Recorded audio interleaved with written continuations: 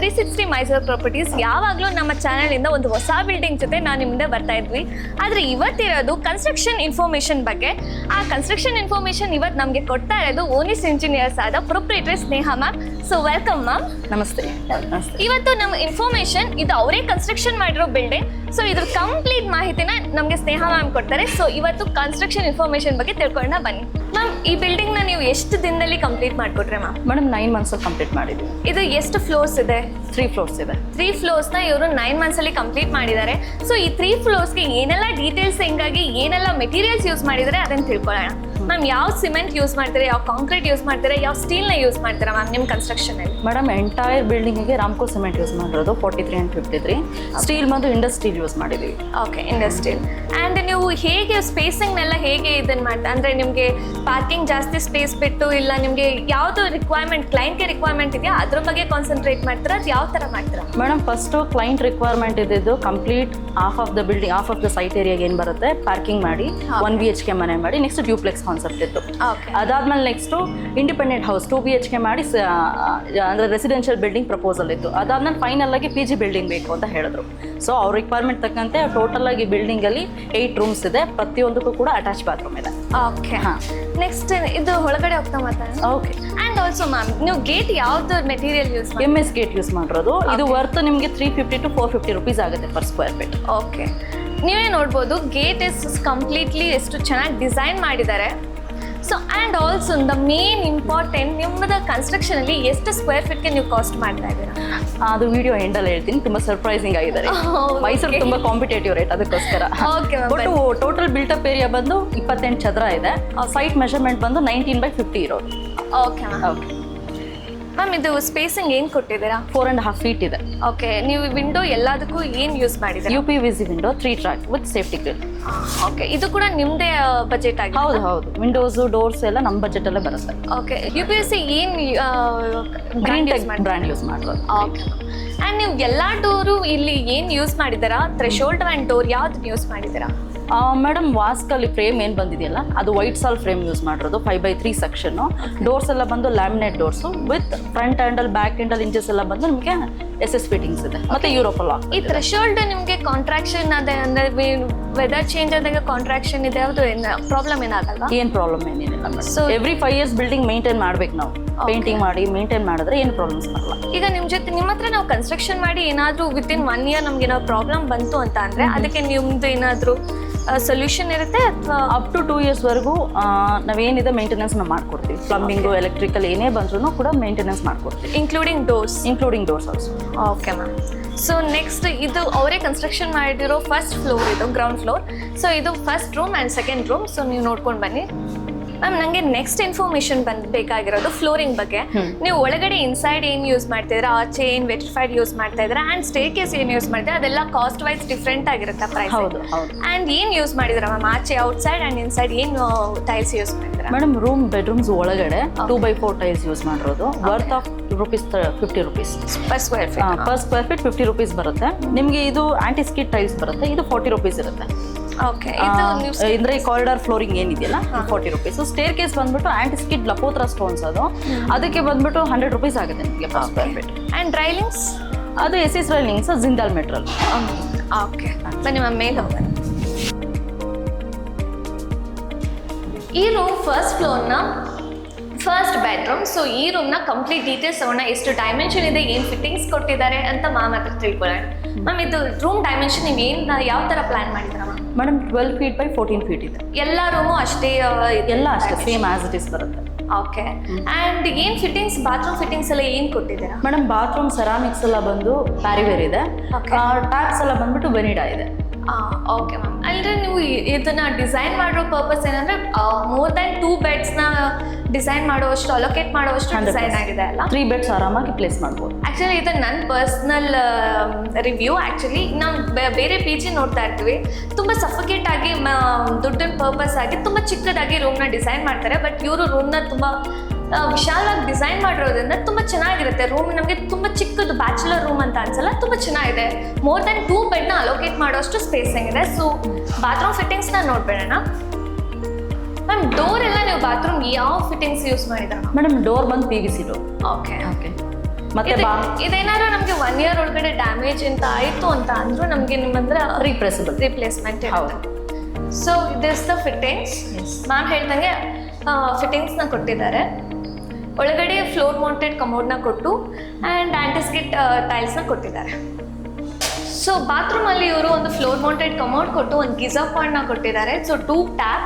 So ಇದು ಒಳಗಡೆ ಏನೇನು ಫಿಟ್ಟಿಂಗ್ ಕೊಟ್ಟಿದ್ದಾರೆ ಅಂತ ಹೇಳಿ ಮ್ಯಾಮ್ ಟೈಲ್ಸ್ ಎಲ್ಲ ಯಾವ ಫಿಟ್ಟಿಂಗ್ ಕೊಟ್ಟಿದ್ದೀರಾ? ಮೇಡಮ್ ಟೈಲ್ಸ್ ಬಂದು 2x4 ಟೈಲ್ಸ್ ಇರೋದು, ಅದು ವರ್ತ್ ನಿಮಗೆ 50 ರೂಪೀಸ್ ಇರುತ್ತೆ. ಆ್ಯಂಡ್ ಕೆಳಗಡೆ flooring tiles anti skid tiles ಅದು 40 ರೂಪೀಸ್ ಇರುತ್ತೆ per square feet. Okay, it's actually budget friendly ಆಗಿದೆ. ಮತ್ತೆ ಕಮೋಡ್ ಎಲ್ಲ ಬಂದು ನಿಮಗೆ 10,000 ರೂಪೀಸ್ ಬರುತ್ತೆ. Floor mounted commode. ಗೀಸರ್ ಬಂದು 8,000 ರೂಪೀಸ್. ಓಕೆ ಮ್ಯಾಮ್, ನಾನು ನೋಡ್ತಾ ಇದ್ದಂಗೆ ನೀವು ಈ ಫಸ್ಟ್ ಫ್ಲೋರಲ್ಲಿ 3 bedroomನ ಕೊಟ್ಟಿದ್ದೀರಾ. ಸೊ 3 bedroomಗೆ ಇದು ಏನು ಪಾಯಿಂಟ್ನ ಕೊಟ್ಟಿದ್ದೀರಾ? ಇಲ್ಲಿ ಬಂದು ಒಂದು UPS ಪಾಯಿಂಟ್ ಇದೆ, ಮತ್ತೆ washing machine tap, washing machine provision ಇದೆ, ವಾಷಿಂಗ್ ಮಿಷಿನ್ ಪಾಯಿಂಟ್ ಪ್ರಾವಿಷನ್, ಅದಕ್ಕೆ ಇನ್ಲೆಟ್ ಔಟ್ಲೆಟ್ ಇಲ್ಲೇ ಬಂದಿದೆ. ಓಕೆ, ಇದೇ ಸೇಮ್ ಡಿಸೈನ್ ಟಿಪಿಕಲ್ ಕಂಟಿನ್ಯೂ ಆಗುತ್ತೆ ನಿಮಗೆ. ಓಕೆ, ಕೆಳಗಡೆ 2 bedroom, ಮೇಲ್ಗಡೆ 3 ಆ್ಯಂಡ್ ಮೇಲ್ಗಡೆ 3 ಕಂಟಿನ್ಯೂ ಆಗಿದೆ.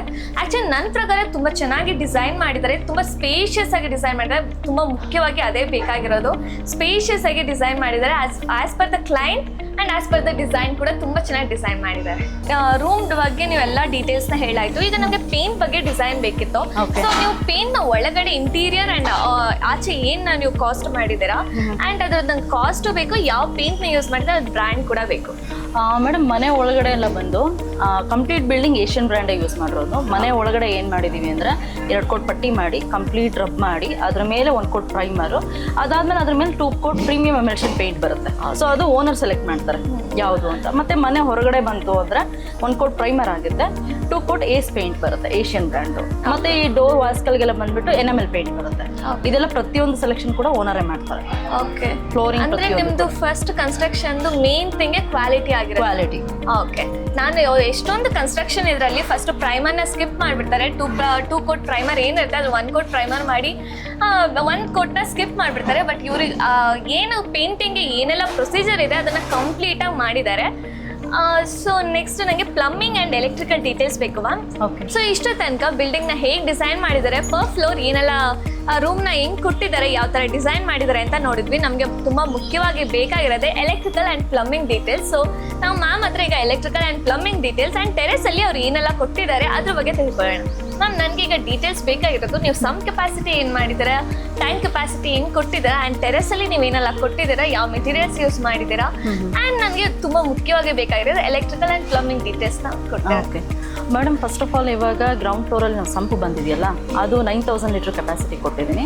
ಮೇಲ್ಗಡೆ ಸಿಂಟೆಕ್ಸ್ ಬಂದು 2,000 ಲೀಟರ್ ಕೆಪಾಸಿಟಿ ಕೊಟ್ಟಿದ್ದೀನಿ ವಿತ್ ಸೇಫ್ಟಿ ಮೆಷರ್ಸ್ ಎಲ್ಲ ಕೂಡ ಬಂದಿದೆ.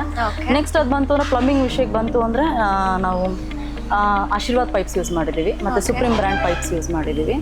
ಅದಾದಮೇಲೆ ನೆಕ್ಸ್ಟು ಎಲೆಕ್ಟ್ರಿಕಲಲ್ಲಿ ಏನು ಕೊಡ್ತೀರಾ? ಎಲೆಕ್ಟ್ರಿಕಲ್ ಎಲ್ಲ ಬಂದು Finolex wiring, anchor paint, switches ಕೊಟ್ಟು. ಓಕೆ, ಪ್ರೊವಿಷನ್ಸ್ ಎಲ್ಲ ನೀವು ಎಲ್ಲ ಪ್ರೊವಿಷನ್ಸ್ ಪ್ರತಿಯೊಂದು ಗೀಸರ್ ಪ್ರೊವಿಷನ್, ಲೈಟ್ಸ್ಗೆ, ಫ್ಯಾನ್ಗೆ ಪ್ರತಿಯೊಂದಕ್ಕೂ ಕೂಡ ಪ್ರೊವಿಷನ್ ಇರುತ್ತೆ. UPS ಪ್ರೊವಿಷನ್ ಕೂಡ ಇದೆ. ಸೊ ಎಲೆಕ್ಟ್ರಿಕಲ್ ಪ್ರೊವಿಷನ್ ಕೊಡ್ಬೇಕಾದ್ರೆ ನೀವು ಗ್ರೌಂಡಿಂಗ್ ಎಲ್ಲ ಮಾಡಿ ಅದೆಲ್ಲ ಸೇಫ್ಟಿ ವೈಸ್ ಎಲ್ಲ ಅರ್ಥಿಂಗ್ ಎಲ್ಲ ಮಾಡ್ಕೊಂಡಿದ್ದೀವಿ ಕಂಪ್ಲೀಟ್ ಆಗಿ. ಓಕೆ, ನನಗೆ ಟೆರೆಸ್ ಫ್ಲೋರಿಂಗ್ ಬಗ್ಗೆ ಇನ್ಫಾರ್ಮೇಷನ್ ಬೇಕಿತ್ತು. ಹಾಂ ಮೇಡಮ್, ಟೆರೆಸ್ ಫ್ಲೋರಿಂಗ್ ಅಂದರೆ ಇದನ್ನು ರೂಫ್ ಮಡ್ಡಿ ಅಂತ ಕರಿತೀವಿ. ಈಗ ಬಿಲ್ಡಿಂಗಿಗೆ ಹೇಗೆ ಸ್ಟ್ರಕ್ಚರ್ ಅನ್ನೋದು ಇಂಪಾರ್ಟೆಂಟ್ ಆಗುತ್ತೆ, masonry work, plastering, plumbing, electrical ಎಷ್ಟು ಇಂಪಾರ್ಟೆಂಟ್ ಆಗುತ್ತೋ ಅದನ್ನೆಲ್ಲ ನಾವು ಕಾಪಾಡ್ಕೋಬೇಕು ಅಂದರೆ ರೂಫ್ ಮಡ್ಡಿ ಇಸ್ ವೆರಿ ಇಂಪಾರ್ಟೆಂಟ್. ನಾವು ಇದಕ್ಕೆ ಫಾರ್ಸಾಕ್ ಇಲ್ಲಾಂದರೆ doctor Fixit waterproof liquid use ಮಾಡಿ 1 ಡೇ ಕಂಪ್ಲೀಟ್ ಟೈಮ್ ತೊಗೊಂಡು ಥ್ರೆಡಿಂಗ್ ಮಾಡೋದು, ಅಂದರೆ ಈ ದಾರ ಏನು ಬಂದಿದೆಯಲ್ಲ ಈ ಥರ ಥ್ರೆಡಿಂಗ್ ಮಾಡಿ ನೀಟಾಗಿ ರೂಫ್ ಮಡ್ಡಿ ಮಾಡಿದ್ರೆ 30 to 40 years ನಮ್ಗೆ ಏನು ಪ್ರಾಬ್ಲಮ್ ಬರಲ್ಲ. ನಾವು ವಾಟರ್ ಲೀಕೇಜ್ ಎಂಥದ್ದು ಬರಲ್ಲ. ಇದನ್ನು 21 days ಹಾಗೆ ಬಿಟ್ಟಿರ್ತೀವಿ ನೀರನ್ನ. ಅವಾಗ ಏನೇ ವಾಟರ್ ಲೀಕೇಜ್ ಇದ್ರೂ ಕೂಡ ನಮ್ಗೆ ಗೊತ್ತಾಗ್ಬಿಡುತ್ತೆ ಕ್ಲಿಯರ್ ಆಗಿ. ಸೊ ರೂಫ್ ಮಡ್ಡಿ ಅನ್ನೋದು ತುಂಬ ಇಂಪಾರ್ಟೆಂಟು. ಯಾಕಂದರೆ ಇದನ್ನು ಕರೆಕ್ಟಾಗಿ ಮಾಡಿಲ್ಲ ಅಂತಂದರೆ ನೀವು ಅದ್ರ ಮೇಲೆ ವಾಟರ್ ಪ್ರೂಫ್ ಪೇಂಟ್ ಆಗಲಿ ಟೈಲಿಂಗ್ ಮಾಡೋದು ಏನು ಕೂಡ ಯೂಸ್ ಬರೋದು. ಸೊ ರೂಫ್ ಮಡ್ಡಿ ಇಷ್ಟು ನೀಟಾಗಿ ಮಾಡ್ಕೊಂಡ್ರೆ ಸಾಕು. ಕೆಲವು ಕನ್ಸ್ಟ್ರಕ್ಷನ್ ಹೇಗಿರುತ್ತೆ ಅಂತ ಅಂದರೆ ಇವ್ರು ಕೊಟ್ಟಿದ್ದಾರೆ ಕ್ಲೈಂಟು, ನಾವು ಮಾಡಿ ಕೊಟ್ಬಿಟ್ರೆ ಸಾಕು ಅಂತ ಆಗಿರುತ್ತೆ. ಸೊ ಅದು ನೆಕ್ಸ್ಟ್ ನಮಗೆ ಅದು ಕೊಟ್ಟು ಅವ್ರು ಕೀನ ಹ್ಯಾಂಡ್ ಓವರ್ ಮಾಡಿ 3 months ಕೂಡ ಆಗಿರಲ್ಲ. ಆವಾಗಲೇ ನಮಗೆ ಪ್ರಾಬ್ಲಮ್ ಕೂಡ ಜಾಸ್ತಿ ಆಗ್ತಾ ಇರುತ್ತೆ. ಕಾಲ್ ಮಾಡಿದ್ರೆ ನೀಟಾಗಿ ಕನೆಕ್ಟ್ ಕೂಡ ಮಾಡೋಕ್ಕಾಗ್ತಾ ಇರಲ್ಲ. ಬಟ್ ನಾನು ಇವರು ಇಂಟರ್ವ್ಯೂ ತೊಗೋಬೇಕಾದ್ರೆ ನಂಗೆ ಅನಿಸಿದ್ದೇನು ಅಂದರೆ ಫಸ್ಟ್ ಇವರು ಇನ್ಫಾರ್ಮೇಷನ್ ಕೊಟ್ಟಿದ್ದು ಕ್ವಾಲಿಟಿ ಇಸ್ ಪರ್ಫೆಕ್ಟ್ಲಿ ಗುಡ್. ತುಂಬ ಚೆನ್ನಾಗಿ ಕನ್ಸ್ಟ್ರಕ್ಟ್ ಮಾಡಿದ್ದಾರೆ. ಅವರ ಪೇಂಟಿಂಗ್ ಆಗಿರ್ಬೋದು, ರೂಫ್ ಮಡ್ಡಿಂಗ್ ಆಗಿರ್ಬೋದು, ತುಂಬಾ ಏನು ಸಿವಿಲ್ ಇಂಜಿನಿಯರಿಂಗ್ ಪ್ರಕಾರ ಆಸ್ ಪರ್ ನಾನ್ ಏನಿದೆ ಕನ್ಸ್ಟ್ರಕ್ಷನ್ ಬಗ್ಗೆ ಅದೇ ಥರ ಇವರು ಕನ್ಸ್ಟ್ರಕ್ಷನ್ ಮಾಡಿ ಕ್ವಾಲಿಟಿಯಾಗಿ ಕ್ಲೈಂಟ್ಗೆ ಹ್ಯಾಂಡ್ ಓವರ್ ಮಾಡ್ತಾರೆ ಕೀನ. ಸೊ ಇಷ್ಟು ತನಕ ನಮ್ಮ ಜೊತೆ ಸ್ನೇಹ ಮ್ಯಾಮ್ ಫುಲ್ ಕನ್ಸ್ಟ್ರಕ್ಷನ್ ಮಾಹಿತಿ ಬಗ್ಗೆ ಕೊಟ್ಟರು. ಇವ್ರು ಯಾರು, ಇವ್ರ ಬಗ್ಗೆ ನಾವು ಏನಕ್ಕೆ ಇವತ್ತು ಇಂಟರ್ವ್ಯೂ ಮಾಡ್ತಾ ಇದೀವಿ ಅಂತ ಮ್ಯಾಮ್ನ ತಿಳ್ಕೊಳ್ಳೋಣ. ಮ್ಯಾಮ್ ನಿಮ್ಮ ಬಗ್ಗೆ ನಮಗೆ ತಿಳಿಸ್ಕೊಡಿ. ಮೇಡಮ್, ನನ್ನ ಹೆಸರು ಸ್ನೇಹ ಅಂತೇಳಿ. ಕನ್ಸ್ಟ್ರಕ್ಷನ್ ಕಂಪ್ನಿ ಶುರು ಮಾಡಿ ಆಲ್ಮೋಸ್ಟ್ 8 years ಆಗಿದೆ. ಓನಿಶ್ ಇಂಜಿನಿಯರ್ಸ್ ಅಂತೇಳಿ ನಮ್ಮ ಕಂಪನಿ ಹೆಸರು. ಬ್ಯಾಂಗ್ಳೂರಲ್ಲಿ ನಮ್ಮ ಬ್ರಾಂಚ್ ಇರೋದು, ಮೇನ್ ಬ್ರಾಂಚು. ಈಗ ಮೈಸೂರಲ್ಲಿ ಶುರು ಮಾಡಿ ಆಲ್ಮೋಸ್ಟ್ 5 years ಆಗಿದೆ. ಸದ್ಯಕ್ಕೆ ಮೈಸೂರಲ್ಲಿ ಆಫೀಸ್ ಇಲ್ಲ. ನೆಕ್ಸ್ಟ್ ಇಯರ್ ಅಂದರೆ ಮಾರ್ಚ್ ಏಪ್ರಿಲ್ ಪ್ರಪೋಸಲ್ ಇದೆ. ಅಂದರೆ ನಮ್ಮ ಪ್ರಪೋಸಲ್ಸ್ ಬರಬೇಕು, ಕನ್ಸ್ಟ್ರಕ್ಷನ್ ಪ್ರಪೋಸಲ್ಸ್ ಬಂದರೆ ಅದನ್ನ ನೋಡಿಕೊಂಡು ಆಫೀಸ್ ಓಪನ್ ಮಾಡೋಣ ಅಂತ. ಓಕೆ, ನಿಮ್ಮ ಬ್ಯಾಂಗ್ಳೂರಲ್ಲಿ ಆಫೀಸ್ ಇದ್ರೂ ಕೂಡ ನೀವು ಮೈಸೂರಲ್ಲಿ ಕನ್ಸ್ಟ್ರಕ್ಷನ್ ಮಾಡ್ಕೊಡ್ತಾ ಇದ್ದೀವಿ. ಎಲ್ಲ ರೆಸಿಡೆನ್ಷಿಯಲ್, ಕಮರ್ಷಿಯಲ್ ಈ ಥರ PG ಬಿಲ್ಡಿಂಗ್ಸ್ ಎಲ್ಲ ಕನ್ಸ್ಟ್ರಕ್ಷನ್ ಮಾಡ್ಕೊಡ್ತಾ ಇದ್ದೀವಿ.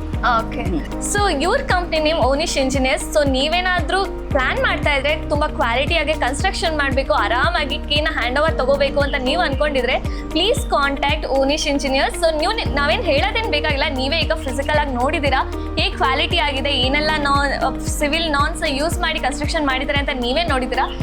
ಸೊ ಈಗ ಎಲ್ಲ ಹೇಳಿ ಇವ್ರು ಏನು ಕಾಸ್ಟ್ ಮಾಡ್ತಾರೆ ಅನ್ನೋದು ಮೇನ್ ಥಿಂಗ್. ಸೊ ಮ್ಯಾಮ್, ನೀವೇನು ಕಾಸ್ಟ್ ಮಾಡ್ತಾ ಇದ್ದೀರಾ? ಈ ಪ್ರಾಜೆಕ್ಟ್ ಬಂದು ಕಂಪ್ಲೀಟ್ಲಿ ಬಜೆಟ್ ಫ್ರೆಂಡ್ಲಿ ಪ್ರಾಜೆಕ್ಟ್ ಆಗಿರೋದ್ರಿಂದ ಫಸ್ಟ್ ಕ್ಲೈಂಟ್ ರಿಕ್ವೈರ್ಮೆಂಟ್ ತಿಳ್ಕೊತೀವಿ. ಬರ್ತಿದ್ದಂಗೆ ಪ್ಯಾಕೇಜ್ ಹೇಳಲ್ಲ 2 ಲಕ್ಷ 2,80,000 ಅಂತ. ಕ್ಲೈಂಟ್ ರಿಕ್ವೈರ್ಮೆಂಟ್ ತಿಳ್ಕೊಂಡು, ಅಂದರೆ ಈ ಬಿಲ್ಡಿಂಗ್ ನಾನು ಕಟ್ಟಿರೋದು complete block work, vitrified tiles ಮತ್ತು UPVC ವಿಂಡೋ. ಅದರಿಂದ ಮತ್ತೆ ಏರಿಯಾ ಆಫ್ ಕನ್ಸ್ಟ್ರಕ್ಷನ್ ಕೂಡ ಇಲ್ಲಿ ಕನ್ಸಿಡರೇಷನ್ ತೊಗೋಬೇಕಾಗುತ್ತೆ. ಸೊ ಏರಿಯಾ ಬಂದು ಕಂಪ್ಲೀಟ್ 28 ಚದರ ಐತೆ. ನಾನು ಚಾರ್ಜ್ ಮಾಡಿರೋದು 1,60,000. ಮೈಸೂರಲ್ಲಿ ಇದು ತುಂಬ ಕಾಂಪಿಟೇಟಿವ್ ರೇಟ್.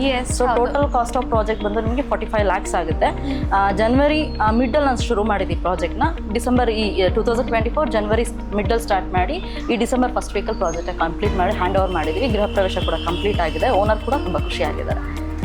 ಸೊ ಓಕೆ, ನೀವೇನಾದರೂ ಬಜೆಟ್ ಫ್ರೆಂಡ್ಲಿ ಆಗಿ ನೀವು ಪ್ಲಾನ್ ಮಾಡ್ತಾ ಇದ್ರೆ, ಸೊ ಇವ್ರು ಹೇಳ್ದಂಗೆ ಇವ್ರದ್ದು ಏನು ಪರ್ ಸ್ಕ್ವೇರ್ ಫೀಟ್ ಏನು ಚಾರ್ಜ್ ಮಾಡ್ತಾರೆ ಅದು ನಿಮ್ಮ ಮೇಲೆ ಡಿಪೆಂಡ್ ಆಗುತ್ತೆ. ಯಾವ ಮೆಟೀರಿಯಲ್ ನೀವು ಏನು ಯೂಸ್ ಮಾಡಬೇಕು, ಅದು ಬ್ಲಾಕ್ ವರ್ಕ್, ಬ್ರಿಕ್ ವರ್ಕ್ ಅಂತ ಏನು ಯೂಸ್ ಮಾಡಬೇಕು, ಸೊ ನಿಮ್ಮ ಮೇಲಿರುತ್ತೆ. ಸೊ ಇನ್ನೊಂದು ಬೆಸ್ಟ್ ಪಾರ್ಟ್ ಅಂದರೆ ಡ್ರಾಯಿಂಗ್. ಸೊ ಡ್ರಾಯಿಂಗ್ ಬಗ್ಗೆ ಮ್ಯಾಮ್ ಮಾಹಿತಿ ತಿಳ್ಕೊಡ್ತಾರೆ.